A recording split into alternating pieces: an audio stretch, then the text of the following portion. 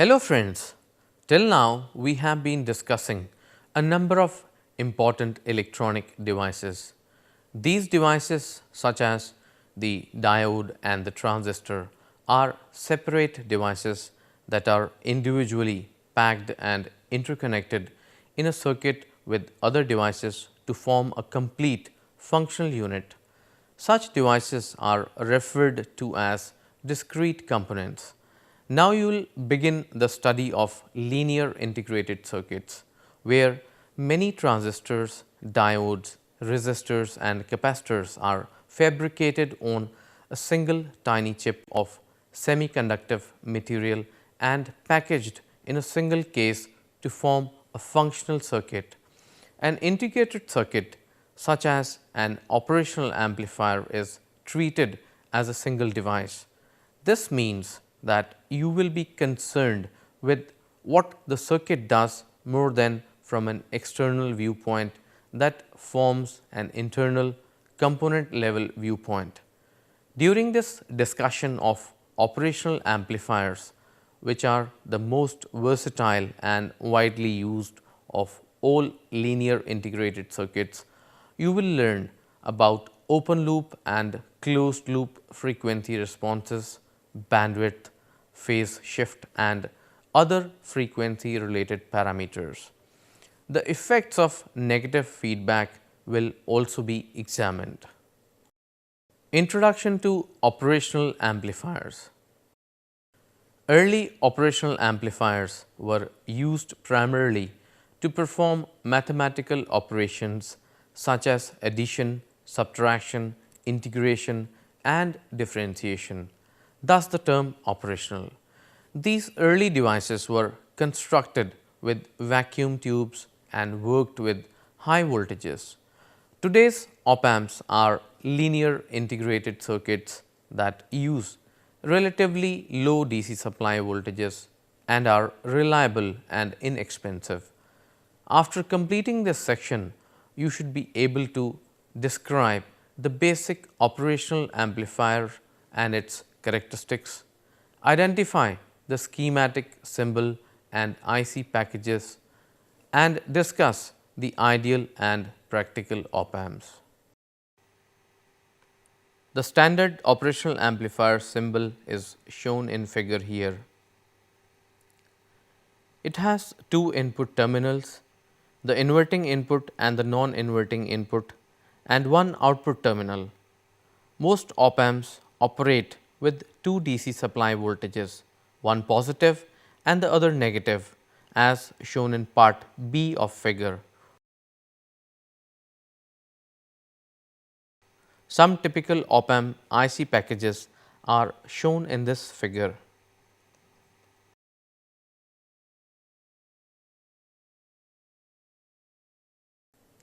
The operational amplifier concept originated around 1947.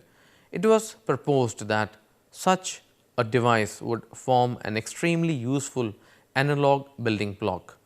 The first commercial op-amps were vacuum tubes, but it was not until the introduction of the integrated circuit did the op-amp start to fulfill its true potential. In 1964, the first integrated circuit op-amp, designated the 702, was developed by Fairchild Semiconductor. This was later followed by the 709 and eventually the 741, which has become an industry standard. The ideal op-amp. To illustrate what an op-amp is, let us consider its ideal characteristics. A practical op-amp, of course, falls short of these ideal standards, but it is much easier to understand and analyze the device from an ideal point of view. First, the ideal op-amp has infinite voltage gain and infinite bandwidth. Also, it has infinite input impedance so that it does not load the driving source. Finally, it has zero output impedance. Op-amp characteristics are illustrated in this figure. Infinite voltage gain. It has infinite input impedance, it has 0 output impedance. The input voltage appears between the two input terminals and the output voltage is as indicated by the internal voltage source symbol. The concept of infinite input impedance is a particularly valuable analysis tool for the various op-amp configurations and will be discussed later in this lecture. The practical op-amp. Although integrated circuit op-amps approach parameter values that can be treated as ideal in many cases, the ideal device can never be made. Any device has limitations and the IC op-amp is no exception. Op-amps have both voltage and current limitations. Peak to peak output voltage, for example, is usually limited to slightly less than the two supply voltages. Output current is also limited by internal restrictions such as power dissipation and component ratings. Characteristics of a practical op-amp are very high voltage gain, very high input impedance and very low output impedance. These are labeled in this figure. High voltage gain, very high input impedance and very low output impedance. Another practical consideration is that there is always noise generated within the op-amp. Noise is an undesired signal that affects the quality of a desired signal. Today, circuit designers are using smaller voltages that require high accuracy, so low noise components are in greater demand. All circuits generate noise. Op-amps are no exception, but the amount can be minimized. Internal block diagram of an op-amp. A typical op-amp is made up of three types of amplifier circuits: a differential amplifier, a voltage amplifier and a push-pull amplifier as shown in figure. The differential amplifier is the input stage for the op-amp. It provides amplification for the difference voltage between the two inputs. The second stage is usually a class A amplifier that provides additional gain. Some op-amps may have more than one voltage amplifier stage. A push-pull class B amplifier is typically used for the output stage. The term differential comes from the amplifier's ability to amplify the difference of two input signals applied to its inputs. Only the difference in the two signals is amplified. If there is no difference, the output is 0. The differential amplifier exhibits two modes of operation based on the type of input signals. These modes are differential and common, which are described in the next section. Since a differential amplifier is the input stage of the op-amp exhibits the same modes. Differential mode. In differential mode, either one signal is applied to an input with the other input grounded, or two opposite polarity signals are applied to the inputs. When an op-amp is operated in the single-ended differential mode, one input is grounded and a signal voltage is applied to the other input as shown in figure. In the case where the signal voltage is applied to the inverting input as in part A, an inverted amplified signal voltage appears at the output. In the case where the signal is applied to the non-inverting input with the inverting input grounded as in part B of the figure, a non-inverted amplified signal voltage appears at the output. In the double-ended differential mode, two opposite polarity or out of phase signals are applied to the inputs as shown in this figure. The amplified difference between the two inputs appears on the output. Equivalently, the double-ended differential mode can be represented by a single source connected between the two inputs as shown in part B of the figure.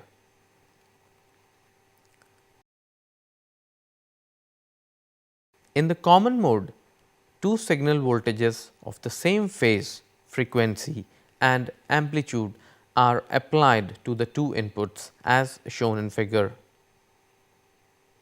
When equal input signals are applied to both inputs, they tend to cancel, resulting in a zero output voltage. This action is called common mode rejection. Its importance lies in the situation where an unwanted signal appears commonly on both op-amp inputs. Common mode rejection means that this unwanted signal will not appear on the output and distort the desired signal. Common mode signals or noise generally are the result of the pickup of radiated energy on the input lines from adjacent lines, the 60 Hz power line or other sources.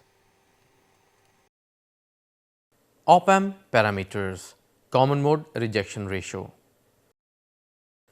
Desired signals can appear on only one input or with opposite polarities on both input lines. These desired signals are amplified and appear on the output as previously discussed. Unwanted signals appearing with the same polarity on both input lines are essentially cancelled by the op-amp and do not appear on the output.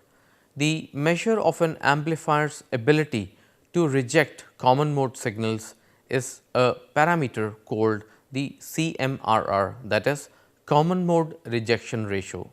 Ideally, an op-amp provides a very high gain for differential mode signals and zero gain for common mode signals.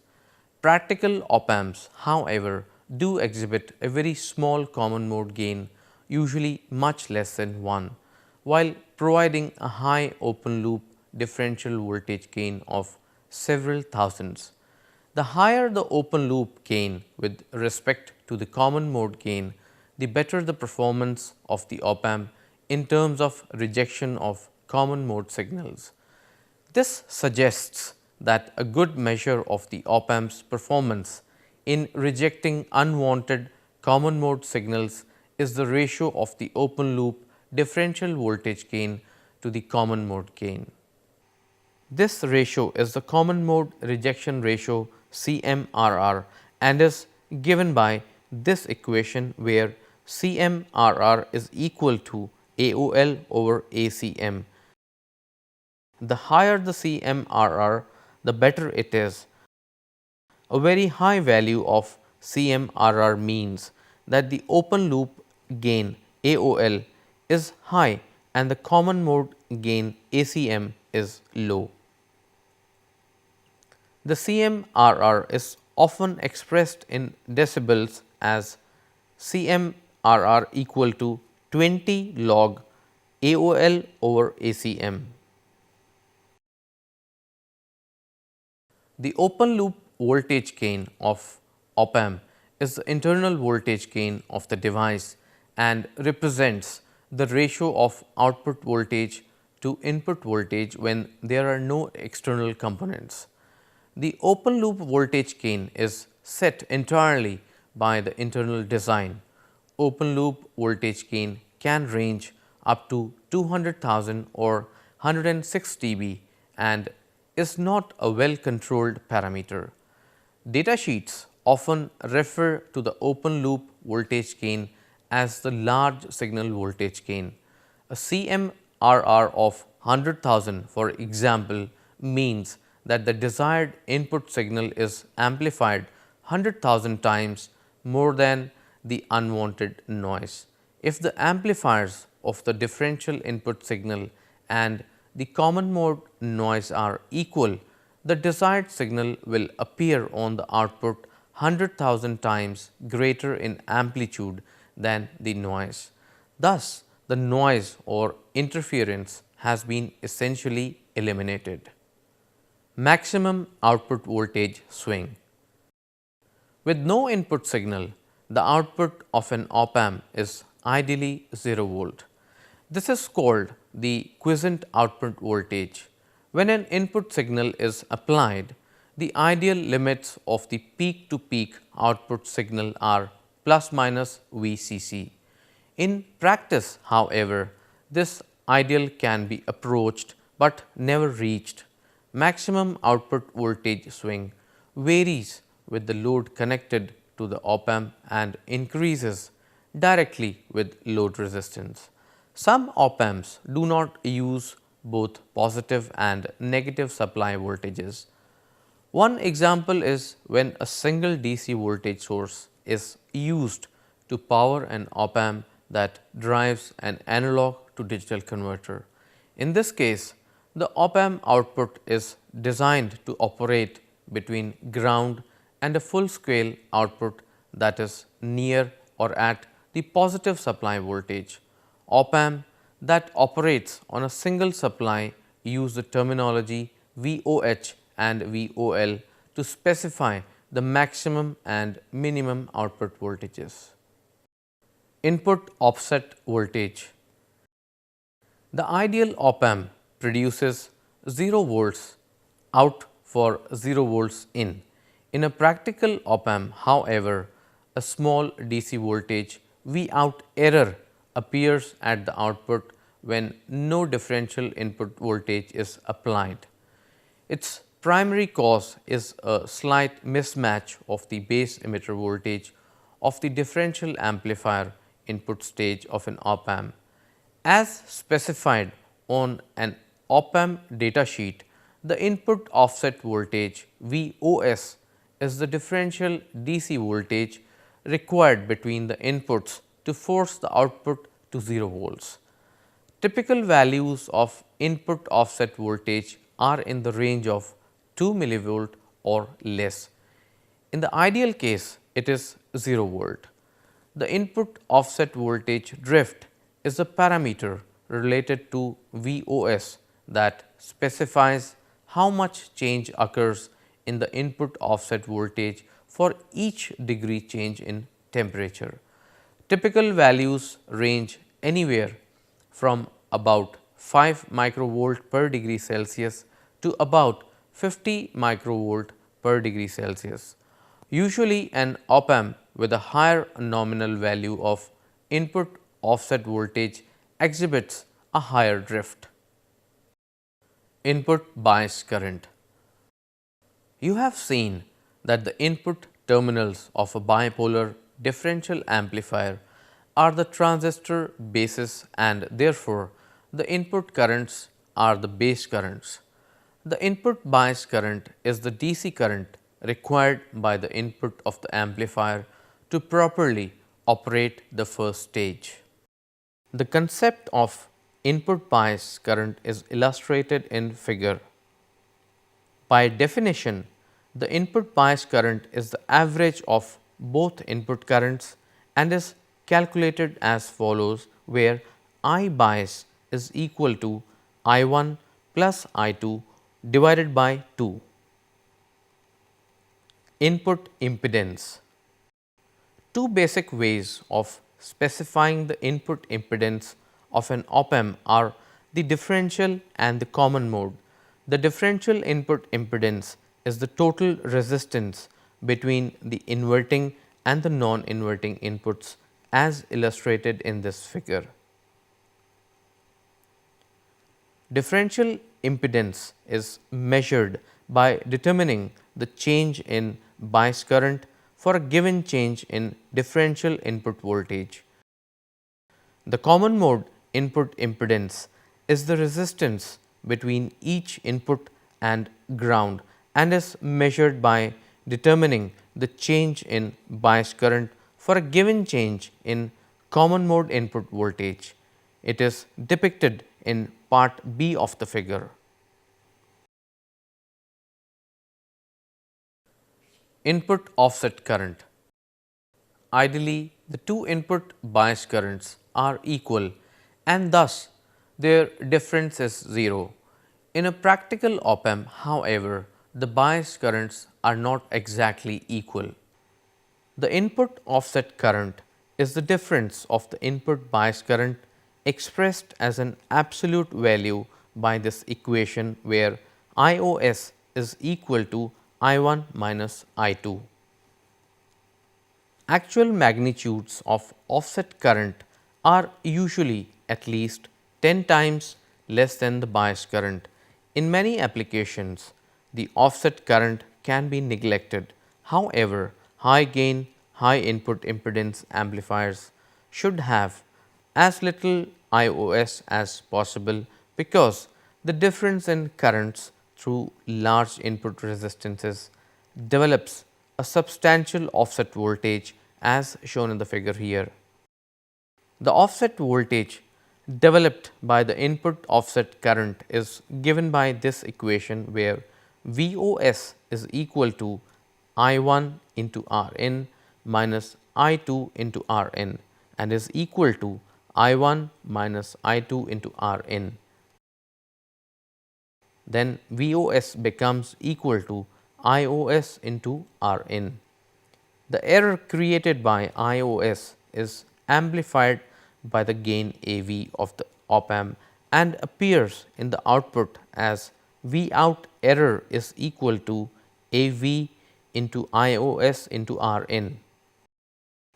A change in offset current with temperature affects the error voltage. Value of temperature coefficient for the offset current in the range of 0.5 nanoamperes per degree Celsius are common. So friends, here we come to the end of our discussion in this lecture and therefore we sum up. In this lecture, we talked about the basic op-amp has three terminals: inverting input, non-inverting input and output. A differential amplifier forms the input stage of an op-amp. Most op-amps require both a positive and a negative DC supply voltage. The ideal op-amp has infinite input impedance, zero output impedance, infinite open loop voltage gain and infinite bandwidth. A practical op-amp has very high input impedance, very low output impedance and very high open loop voltage gain. Two types of op-amp input operations are the differential mode and the common mode. The common mode rejection ratio is a measure of an op-amp's ability to reject common mode inputs. So, that is it for today. In the next lecture, we shall be talking more about parameters and then the negative feedback bias. Thank you very much.